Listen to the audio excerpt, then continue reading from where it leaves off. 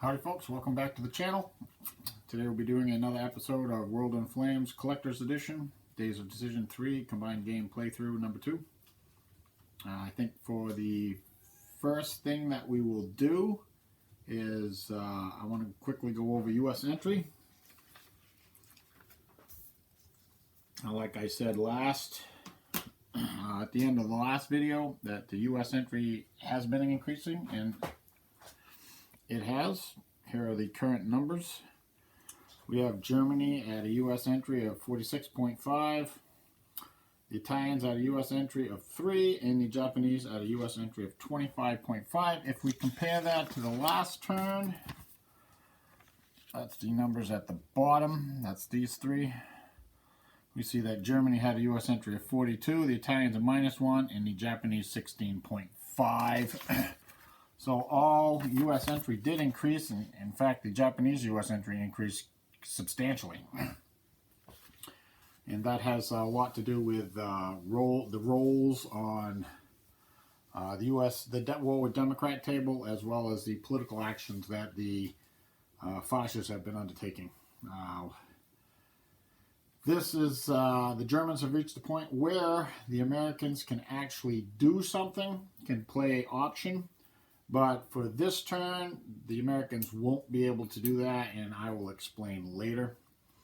So, but right now, what I want to do is go over starting money for the major powers. Okay, starting money for the major powers for the November-December turn is looking something like this. We have Germany at -3, Japan at -6, Italy at -3, the Soviets are at 0. The Commonwealth, after their massive spending last turn, are at -11. The U.S. is at -3, China's at 0, and the Free French are at -4 because they put their transport on its final leg of construction, so it's on its final round. Okay, taking a look at what the major powers might want to do. There are a couple major powers that owe political options, so that being said, let's take a look at what we got for bids. Now, as I had mentioned earlier, the U.S. is at the point where she can do something against the fascists as far as U.S. entry goes. However, this is November 1940. Roosevelt's looking for his third term. So as a house rule, it's allowed that the U.S. will always take the first spot on the political phase in November 36, 40, and if they're still neutral in 44, it would be the 44 turn as well.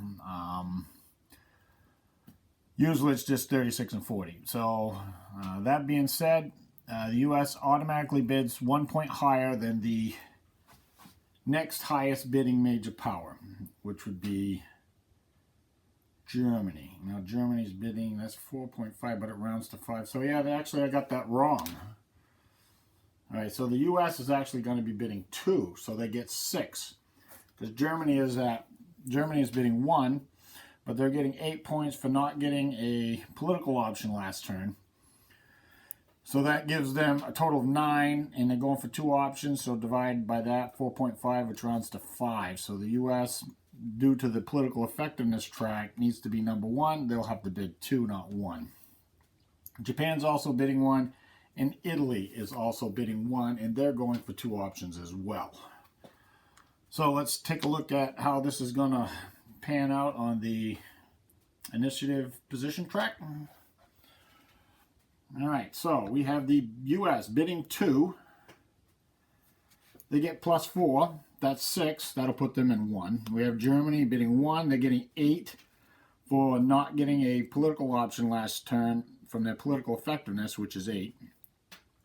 That's 9. They're going for 2 options. Divide by 2. That's 4.5. Round up. That's 6. 5. 6. Okay, so that will put them in second. The Japanese are bidding 1. They're getting a +2. That's 3. That's going to put them in third. And the Italians are bidding 1. They get a +2. That's 3. Divided by 2 is 1.5, which is 2. That's going to put them in fourth. Now, The first last card goes on the U.S. and the second last card goes on the Italians. Now for the non-bidding major powers, we have a tie between the Commonwealth and the Soviet Union. We'll come over here. We'll see that the Commonwealth is a 6. The Soviets are 4. The Commonwealth will break that tie. They will be 5th. The Soviets will be 6. And France will slide into 7. And China will be 8. That's Free France. So we have the political initiative track filled out. And the U.S. is up first. Let's go take a look at what they're going to do. Okay, since the U.S. is not at war, they must hold an election every November the November-December turns in 36, 40, and if they get to that point, 44. So this is November-December 1940. They must hold an election. If they don't hold an election, the Republicans will take control, and it's generally bad for U.S. entry, and it really kind of makes the game. The U.S. ends up, doing nothing for a lot longer than they should. That being said, I House ruled it so the U.S. can get their election, and not some strange quirk of the game will deny them it. That means, okay, so they were going to play IPO 10, government falls, election called. It's going to cost 1 money. That's all great. The U.S. will get to activate a minor at this point, and I think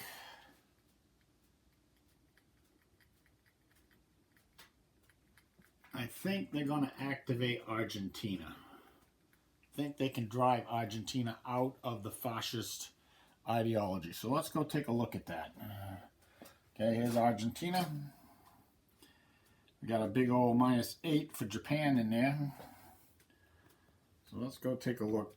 You can see where Argentina is in the political ideology. Let's zoom back out. All right, so we have a Japan -8.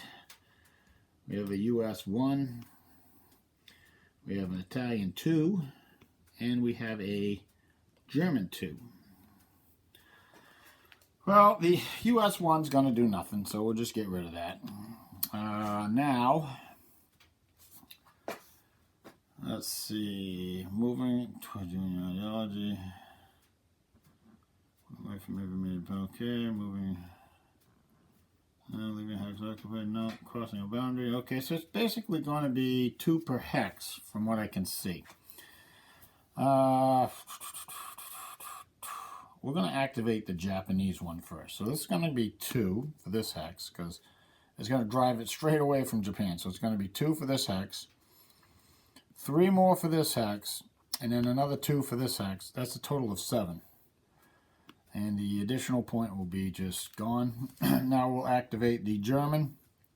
It's going to draw it 1 hex closer to Germany. And then we will activate the Italian. It's not enough to cross the boundary because it's 2 for the hex. And 1 to cross the boundary is 3. So I think the U.S. is kind of happy with how that turned out. They managed to drive Argentina outside of the fascist ideology, which they're definitely happy about that.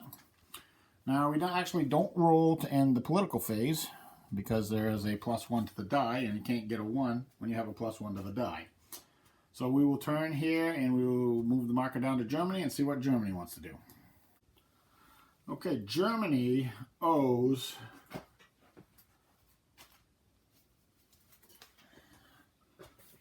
two declarations of war, one for Yugoslavia and one for Greece, that she hasn't used the political option for yet.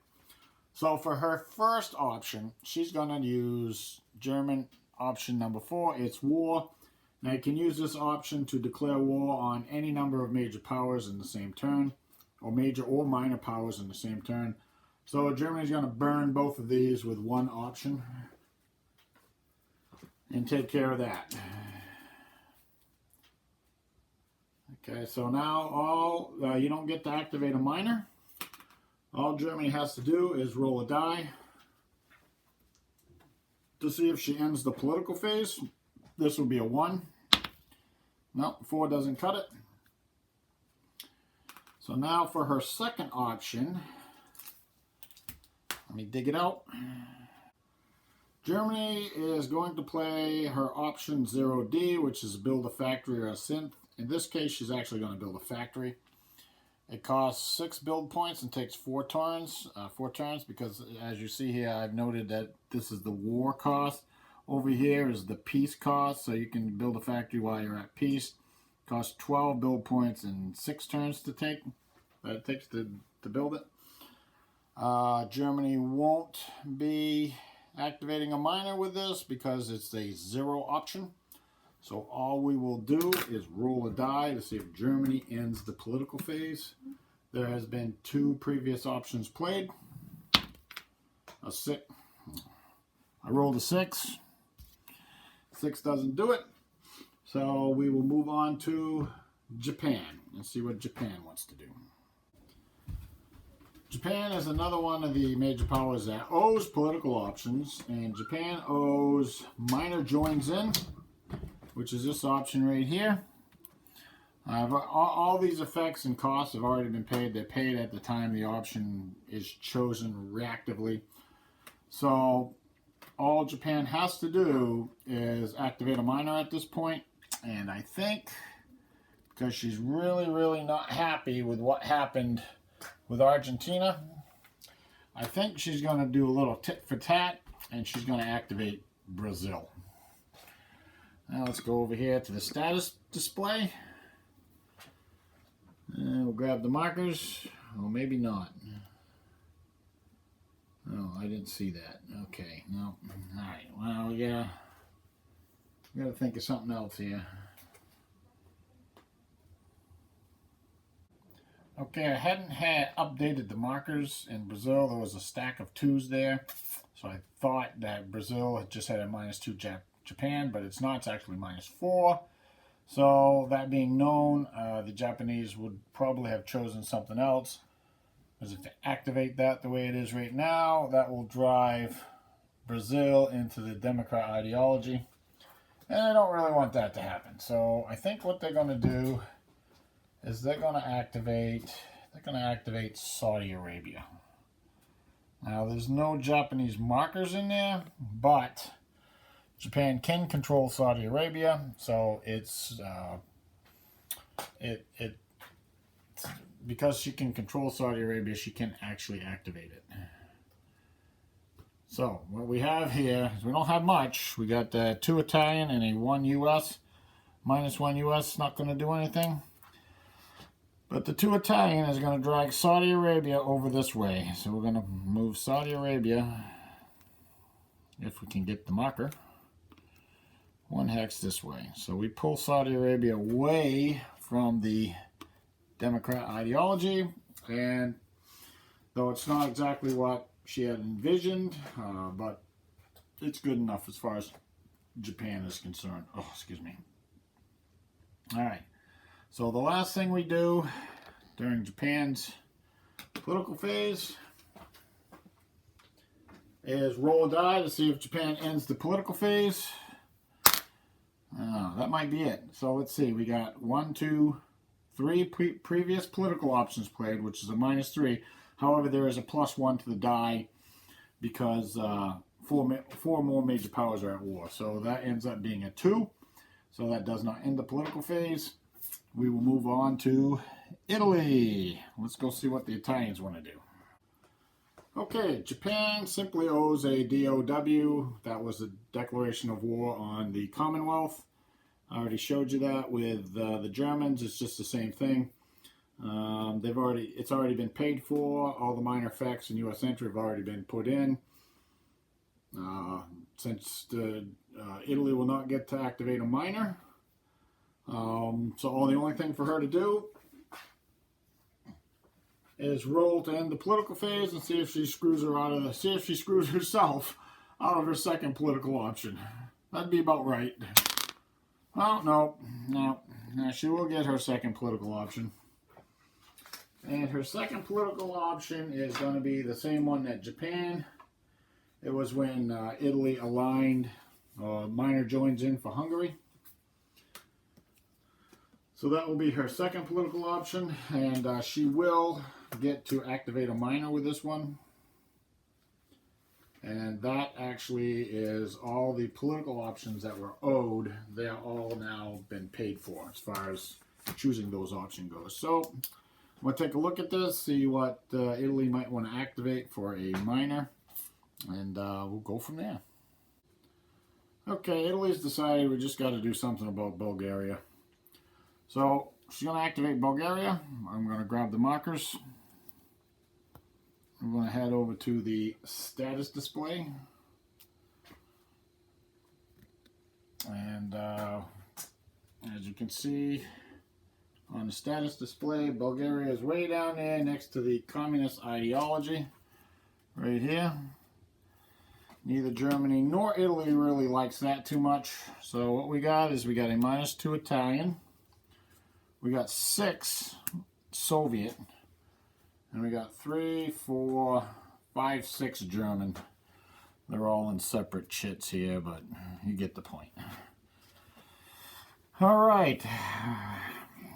1, 2, 3, 4, 5, 6, 7, 8, 9, 10. So it's not quite far enough away to be unaffected with the Italian. So we're going to activate the Italian first.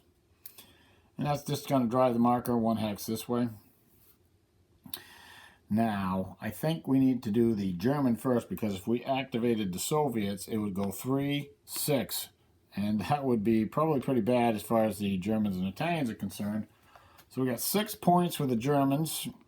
And there are no alliances or anything with Bulgaria. So that's going to pull Bulgaria off in this direction. So we're going to go 2, 4,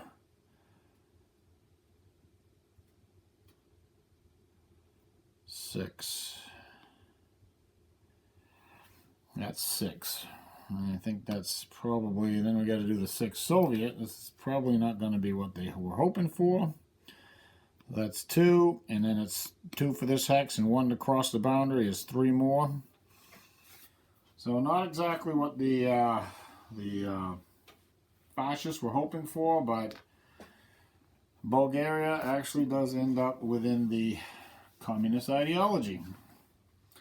And that is the last political option that will be played for this turn, because Italy that was her number 2 option, and she was the last card.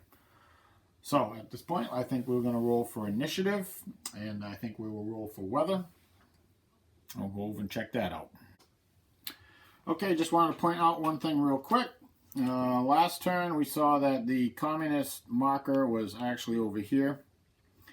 They got to move 1 hex towards the +2, or 1 square towards the +2 marker, because they didn't get a political option. They were the only one that didn't get a political option for those last set of impulses. So the fascists went, the Democrats went, and then it ended. So the communists are allowed to move 1 square to the right for that. Okay, now let's roll initiative and see what we get. Again, white fascists, blue Democrat, red communists. Well, the fascists definitely won. I think the Democrats want to go before, actually, the communists. The communists want to go after the Democrats. So, this is November, December.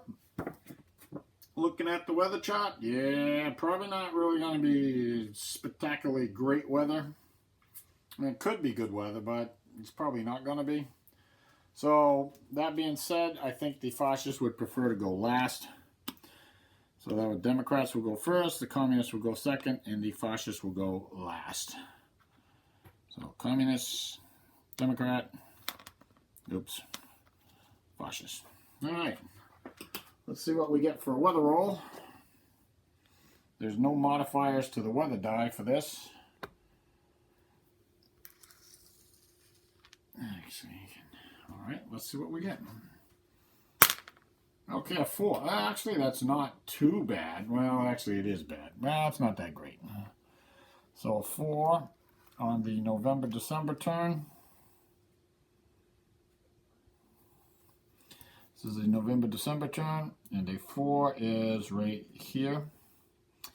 And that's going to be rain in the Arctic, rain in North Temperate, fair everywhere else, The impulse marker will move up 2. There's no modifier to the weather roll for next turn. So we'll mark that out. And the impulse marker will be moving up 2.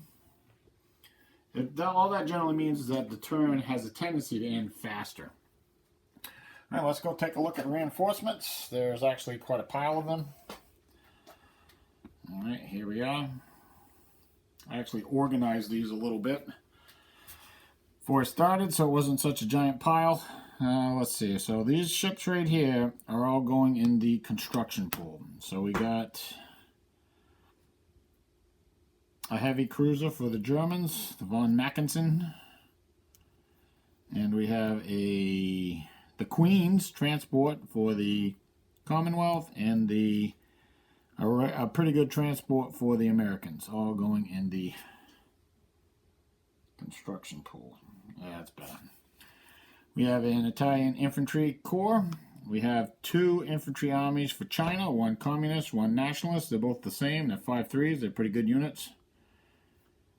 The communists actually lost, the Chinese actually lost a pretty good sized pile of units last turn. And we got a bunch of American guys here. If I can get a hold of them. We have a tanker point, 2 convoy points. We have a PBY aircraft that can be lend-leased to the Commonwealth. Now that that will be going on map. Now that and we have a transport that can be lend-leased, since the Commonwealth and the United States now have a level 2 treaty. They signed that a couple turns ago. The Japanese are getting a pile of units. They're getting a small carrier. They're getting 2 small carriers. They're getting 3 convoy points. They're getting a pretty good land-based fighter, a Kai 43I, an Oscar. And they also have a militia unit that they will be getting. So they got a pretty good size pile of reinforcements.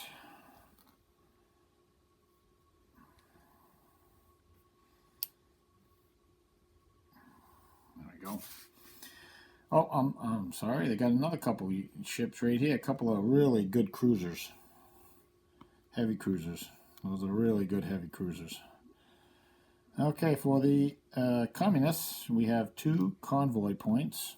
Yeah, the Soviets have been building convoy points that, since they kind of probably won't end up at war with Japan, they kind of like the idea of a convoy pipeline to America from Siberia and nobody bothering it.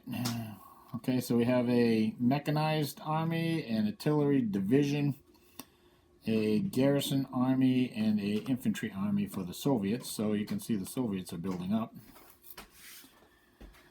Well, the British have a gigantic pile of stuff here. Some of this is damaged from last turn. Some of it came out of the repair pools from the turn before. Actually, none of it is damaged from last turn. All right. Okay. We have a pretty good combat air group here. Nobody can use it yet. They don't have the carriers of that size. We have a good South African Spitfire too. We have some infantry. We have a bunch of units. We have infantry, motorized infantry. We have a territorial for Burma. We have a whole pile of ships. We got a big pile of ships here. A lot of cruisers. 6 cruisers in total. Heavy and light all combined. We also have, so the little bit of losses that was inflicted on them last turn really is not going to affect them too much. We have 3 tanker points. We got 6, 7 convoy points. So they're okay. Now for the Germans, last but not least here, we have a pilot. We have a naval float plane. Yeah, we have a float plane. A half decent one with a naval attack factor of 3. We have a pretty good fighter. BF-109F2, good fighter. We have a short-range U-boat. We have another short-range U-boat. And we have a pretty good range U-boat. And we also have some Land units, we have a mechanized corps, a mechanized SS division, and an SS garrison corps. So that will do it for reinforcements. I will get all this on the map, and we will come back with the first set of impulses. Okay, I finished the Democrats' impulse. Oh, I forgot one thing. Excuse me. The Americans will be moving a transport over into the Forest Gap. It's the only thing I forgot to do, but I will do that before the fascist turn goes. Actually, I'll show you right now. So the Americans, this unit right here, they're going to send it over to Britain because it's a Lend-Lease aircraft. So that will become British very shortly. Oh, Commonwealth. Keep calling them British, but it's the Commonwealth. So the Commonwealth took a naval. So yeah, they got their fleets out, got their convoy escorts everywhere, and yeah, that's about it for them. And they moved a whole bunch of transports. They are moving units around. The situation in Egypt for the Commonwealth is not looking too bad. I mean, the front line is pretty good. They landed another infantry unit down there in Suez. The communists, during their impulse, because I did both the Democrat and the communist impulse, they just moved a few units around. They railed a unit up to Murmansk over here in Asia. We got one unit for the communist Chinese that moved and flipped over because of the rain. And down here in South China, the nationalists shifted a few units around. That's about all they did. So now we will be moving on to the fascist impulse. Okay, the Japanese will be taking a combined impulse this turn. Because it's fair weather down here in the North Monsoon Zone, so all this is under fair weather. Canton is isolated. So the Japanese kind of want to do something about that. So they can have one naval. So they're going to take this, and he's going to come down here. And we got 3 land moves. I don't know quite sure what I'm going to do here. 3 land moves. I think the headquarters will come here. 1, 2, 3. Actually, they might not even have an attack. 7. 7. It's 14, 22, 28 to 7. That's a 4 to 1.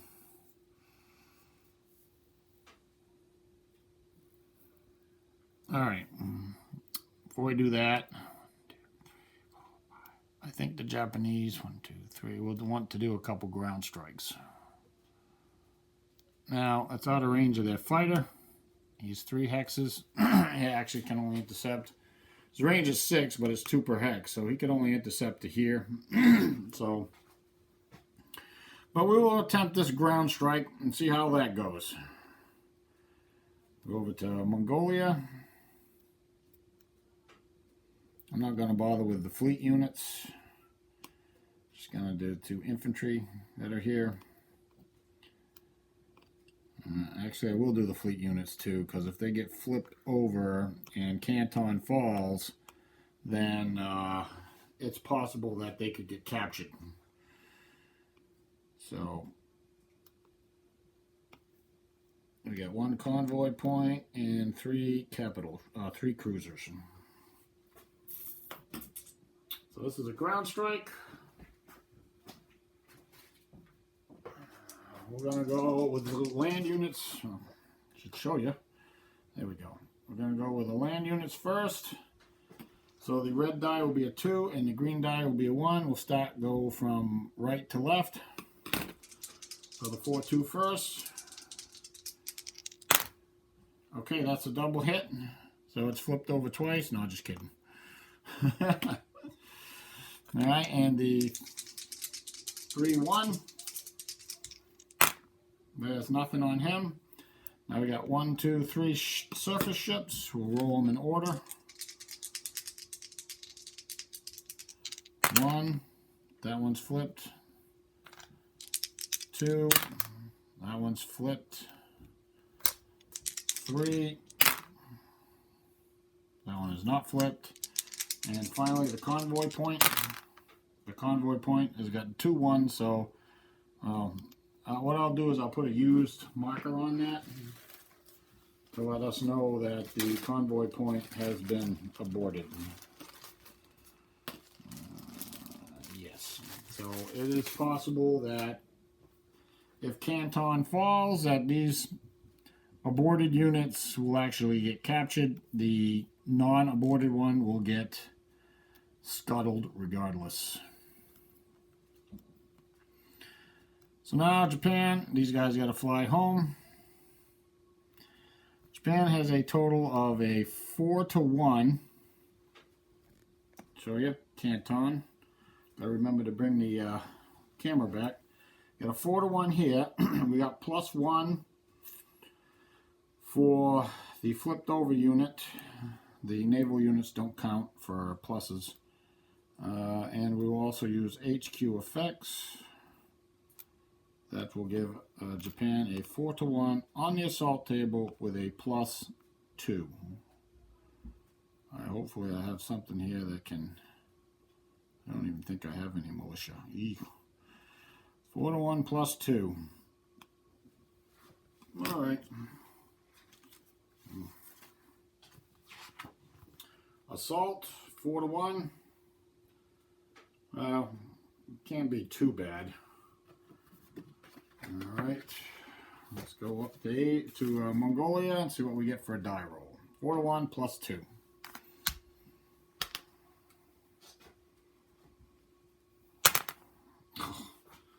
That is a 4. Wow, you know, Japan just can't roll a die no matter what they do.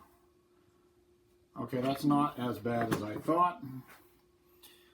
4-1 +2 is no losses for the Japanese. Where are we? Okay, right here. 4-1 +2, no losses for the Japanese, and 1 loss for the Chinese. Unfortunately for Japan, all the attacking units will be flipped over. So I will do that, and I will come back probably in Europe. I imagine the Germans are going to take a naval impulse. Okay, here we are at the Bay of Biscay. The Germans did indeed take a naval, and it cost them 6/10 of an oil, which they paid for. And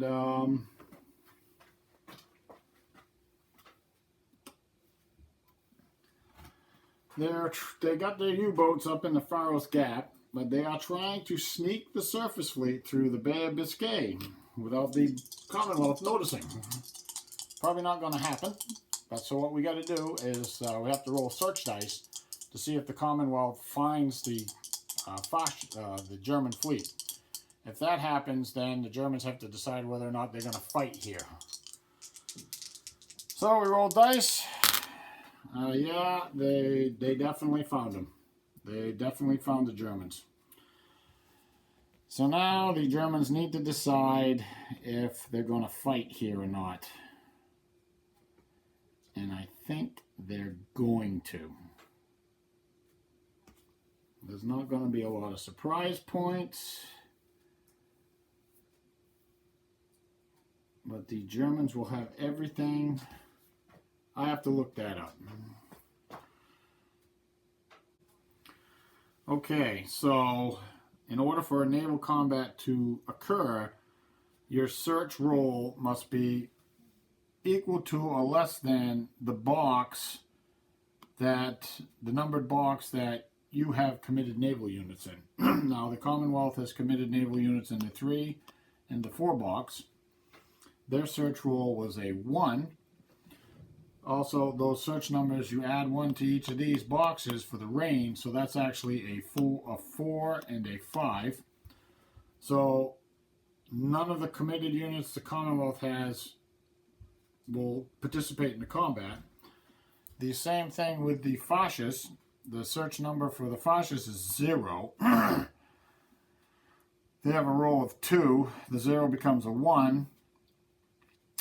The roll of 2 is not less than or equal to 1. So the fascists do not find the Commonwealth either. So the German fleet will move to the Faroes Gap. Let's see. 1, 2. They're actually going to be in the 1 box. So this might not really do that too much after all. So now we move on to the possibility of naval combat. We will flip a unit. I'll flip one of the German ships. And the Germans have no combat air groups that are less than or equal to, in fact, they can move this to here, which they will do. All right, so here's a little bit different. We have convoy points. Okay, so no one found anybody. That's the result of that roll. Okay, so that's the end of the Germans. I gotta go see if the Italians are actually going to do anything. I really don't think so, but I'll be back in a second. So the Italians took a land impulse, and they have the potential to actually get a 3-to-1 attack yet. So they got 21 factors here against these two, which is 7. 21's counting the ground support. The Commonwealth still does not have any air support down here. The Italians will use HQ support, Baglio, and I'm assuming that Gort will counter. Okay, Gort counter. Good job. Good job. So that's 21 to 3, 21 to 7. It's 3-to-1. It's going to be on the Blitzkrieg table because the Italians have mechanized and the Commonwealth doesn't have anything. So we'll roll a die and see what happens. 3-to-1, Blitzkrieg. Oh, bad. 4. 1 Commonwealth unit dead. It's not what the Italians were hoping for. The Italians were hoping to kill both and occupy the Hex and push the Commonwealth back, but that didn't happen. Let's see, do we lose the artillery? Boy, it's a hard call. That's 5 points. That's 3 points. All the Italian units are going to be face down. I think we got to lose the infantry. Oh, I wanted to make a quick note that I made a mistake in the Commonwealth production. Last turn, I shorted them by 3. So they built a convoy point and a single engine fighter in addition to their other builds last turn. Alright, so now I'm going to flip all these units. So what they did is the Commonwealth lost their infantry unit. This is going to flip all the Italian units, unfortunately, for the Italians.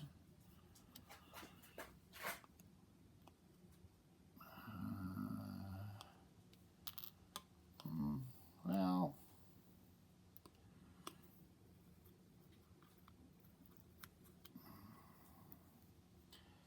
the Commonwealth is probably going to take a land phase. 1, 2, 3, 4. Yeah, I got to get some reinforcements up there. Okay, so that's the end of the Italians. I think that's the Japanese already had their go. Yeah, they botched another attack. So I think that's going to be the end of it. I got some a little bit of railing that I wanted to do, and some I got some air rebasing I want to do, and I'll come back with the Democrat Impulse. Okay, we're back to the Democrat Impulse. They rolled for weather. They rolled a 9, and a 9 is really terrible weather. It's blizzard in the Arctic, snow in North Temperate, storm in the Mediterranean, fair North Monsoon, storm, South Monsoon, and fair South Temperate. The impulse marker will move up 3, and there is a +2 to next turn's weather roll, which I don't know. Anyways, okay, so that being said, the Commonwealth chose a combined, and they did a little bit of movement. So what they did is they took the Mediterranean fleet, they left the slower units, which have a range of 2, and they moved it off Gibraltar, 1, moved it here, 2, and to here, 3. They all have a speed of 4, so they put the fleet right here. And they're hoping that'll be a little bit more protection for the convoys. They don't want the convoys to get completely butchered. I mean, that wouldn't be good at all. I think that was it. The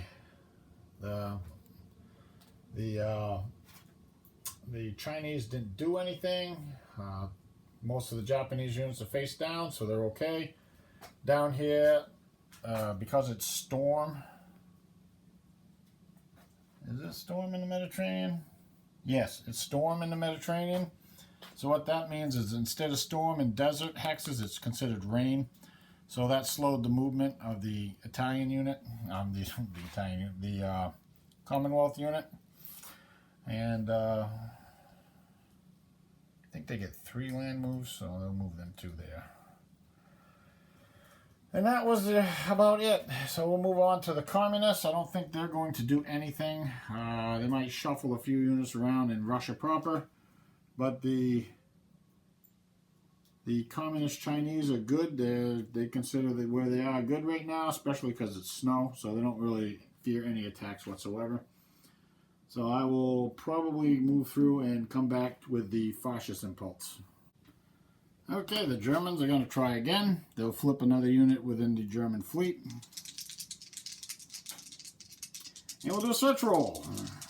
Now this is snow in this area, in the Faroes Gap.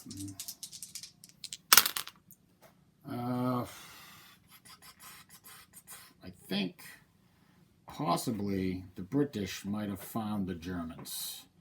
I'm going to have to, because the green die is common, the Commonwealth. I'm going to have to do a little bit of research on that. But I think because we add +1, we add +1 to the search box. So that means the 1 box becomes 2. So the unit that found the Germans is this. None of the German units found anything. Don't really think the British, I think the British are just gonna, they're not gonna, do they have to do combat? They're gonna select naval air combat. So the only unit that's committed is this one. Have found anything, and since there's no naval air, there'll be no combat. So that's the end of that round for them. That's the easy way for them to get out of that. I don't think yeah, so that's the end of that, and that's the end of the fascist impulse. Oh, the Italians took a land impulse, and they used Baglidio, whatever his name is. Can't remember what his name is. Balbo. They used Balbo's 3 reorganization points to flip 3 land units. And I think maybe they want to make an attack here, because the artillery defends as 1 point. We have 8, we have 13, we have 13 to 1. Let's check it out. 13 to 1, because the artillery defends as 1 point. Now it's considered rain, and rain land attacks -1 odds level. So the max odds level is going to be 7 to 1. So does that mean it becomes 6 to 1? Because it's 13 to 1. It's kind of vague. Kind of vague. 13 to 1. Or is it just 7 to 1? But we have a -1 odds column shift. What does it say? I gotta look it up. Okay, I looked it up. Now, the odds are 13 to 1. So they reduced one column for rain, that's going to be 12 to 1. And since 12 to 1 on the Blitzkrieg table is auto dead, the artillery unit will die, and the Italians will get a breakthrough, amazingly enough. So they're going to occupy with the armor, of course. And the 4-3 is going to go there, and he's going to go and he's going to blitz one hex. Desert and rain. Desert. No, he cannot blitz. I'm sorry, he can't blitz because it's rain. It would cost 2 points for that hex, so he's done. Actually, I think we're going to go with the 4-5 and the 5-5. And the Italians are okay with that. They're all right with that. Now, we got an interesting development over in Asia. We had the Japanese. They're going to take a land action. Now, they debarked. They sent a last set of impulses. They sent the transport down to the South China Sea. We debarked a 4-3 in Henan, and the 5-3 moved to this hex, which cost 3 movement points because it's fair weather down here. And we have 5 points against 1 because this is flipped over, so he defends as a 1, and he's out of supply. So that is a 5 to 1. No modifiers. And they grab me a die. We'll see what we get. Of course, the Japanese could just choke again. Who knows? Nope, not that time. 7. Now there's a factory there, so that subtracts 1 from the attack. So that's a 6. 6 on the assault table, and 5 to 1 is cross 2S. So that does indeed capture. That does indeed capture Canton. So I gotta go and figure out. Okay, we got a convoy point. I'm gonna put these up here, and 2 ships to roll for. The other ship, there's no port for him to go to, so he is just scuttled. This is not card rate. I'll figure that out later. Alright, so we got some ships to roll for. We'll go back up to the rolling area, Mongolia, and we'll just roll from the left to right. The first ship, I believe they captured on a 1. Anything else is scuttled. He's scuttled. The second one, scuttled. And the third one, scuttled. Everything is scuttled. Just as well, the Japanese don't want them Chinese junk ships in their navy anyways. Alright, so that's the, the 5-3 will occupy Canton. And it says half the units remain face up, while half of 1 is 0.5 and 0.5 rounds to 1, so I guess he stays face up. And then there will be a U.S. entry roll for the loss of Canton. Japan will gain a factory for that. She'd rather have some resources. And I think that is the end of the fascist impulse. The only thing we have to do is roll to see if the turn ends.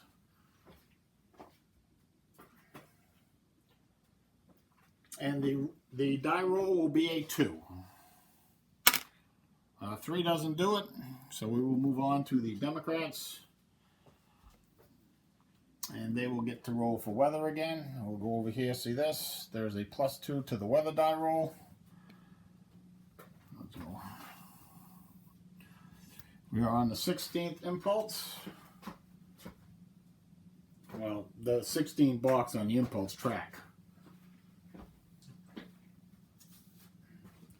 Let's see what we get for a die roll for weather. Well, yeah, okay, so that's a 12. And yeah, there ain't going to be much of anything going on now. So we have blizzard in the Arctic, blizzard in North Temperate, blizzard in the Mediterranean. So much for Egypt. Storm in North Monsoon, storm in South Monsoon, and rain in South Temperate. The impulse marker moves up 3, and the weather roll for next turn gets a +2.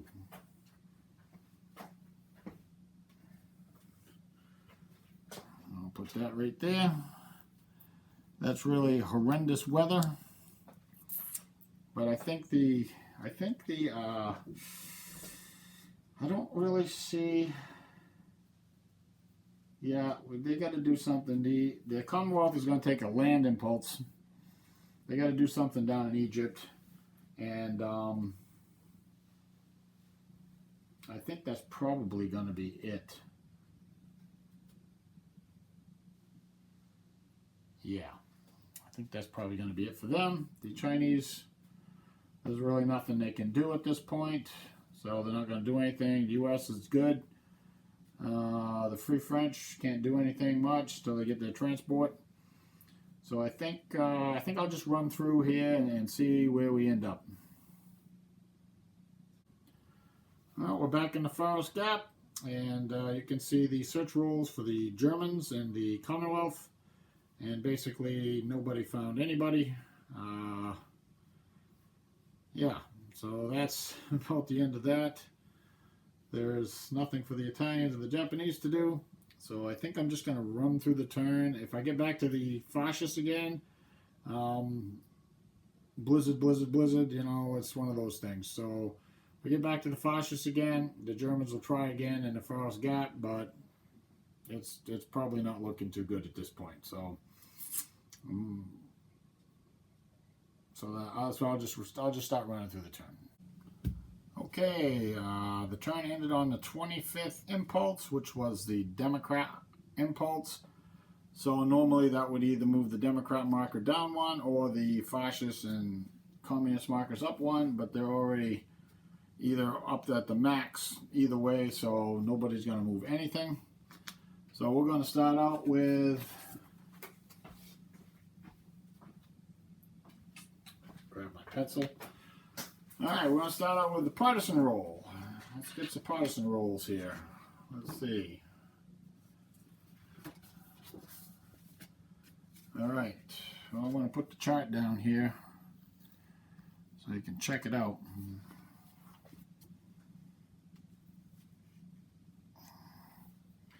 I don't know if you can see that or not. Let me see if I can get it in focus a little better. There we go. Yeah, alright, so that's the partisan table. Basically roll a die, like that, 5. And then you just cross-index it with the 5. In this case, it's, if the box is green, there's a partisan possibility in that country minus the garrison ratio. So here we got Sweden no, Italy no, Bulgaria no, Poland yes, Yugoslavia yes, Iran yes, and that's it. So we got 3. So we got Poland. Poland's partisan number is 6, but there's about 30 German units in there, so that's not going to get a partisan. The next one is Yugoslavia. Yugoslavia's partisan number is 9, but that's half because it's been less than a year since they were conquered. So that's 4, 5. And there are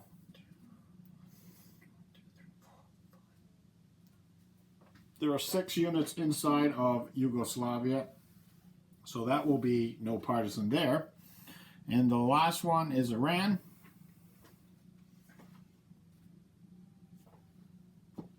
Iran's partisan number is a 4. It's been more than a year since the Soviets conquered it. There are 3 units inside the country, so there is a possibility of getting a partisan if the die roll is a 1. The die roll is an 8, so there is no partisan. Now, we're going to do some U.S. entry rolls.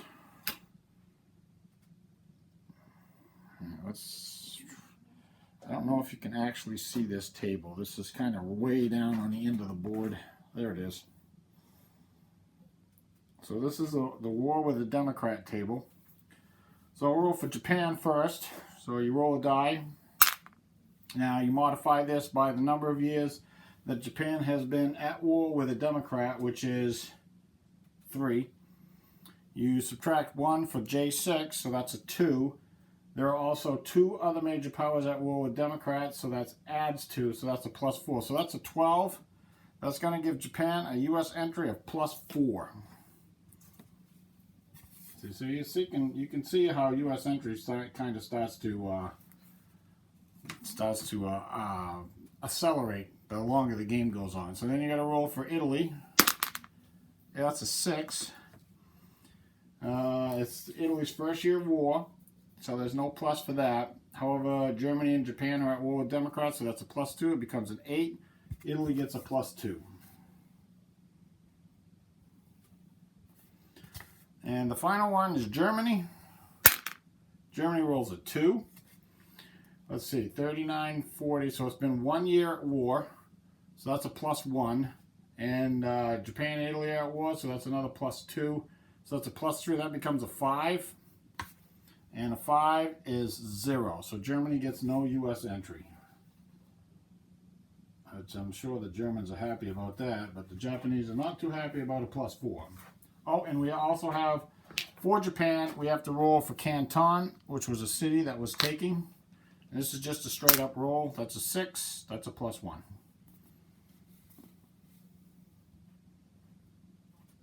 Okay, so that's U.S. entry. Now I'm going to do production. I'll be back, show you what each major power produced. Okay, here we go. Production. Germany produced 31, started with 21 and spent 23. The Japanese produced 19, started with 13, spent 15. The Italians produced 12, started with 8, spent 9. The Soviets produced 14, started with 14 and spent 14. The Commonwealth produced 14, that's with her trade bonus and the 1 build point she gets from the U.S. Started with 4 and spent 4. The United States produced 14, started with 11 and spent 12. China produced 3, started with 3 and spent 2. The Free French produced 1, started at -3 and spent nothing. Now, next turn is the January-February turn. I will have to add the at start. I'll show you what that looks like. It's just a little baggie right here. That's the at start for the 1941.